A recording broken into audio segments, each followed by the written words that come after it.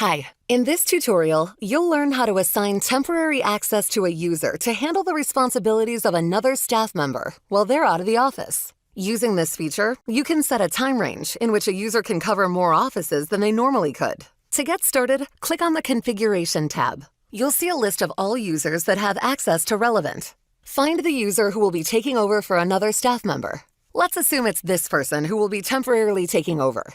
Click on the blue Edit icon on the right. Click on the Temporary Office box, and then choose one or more offices for them to have access to. You can remove all the offices from your selection by clicking on this red box with a cross. Next, click on the Start box. A calendar will appear. Choose the month and date when this temporary access will begin. Then click on the End box and choose the month and date when this temporary access will end. When you're satisfied with your choices, click on the Submit button. You can edit your choices at any time by clicking on the blue Edit box. If you have questions, send a message to support@relevantinc.com or call us at 800-201-1995. Thank you.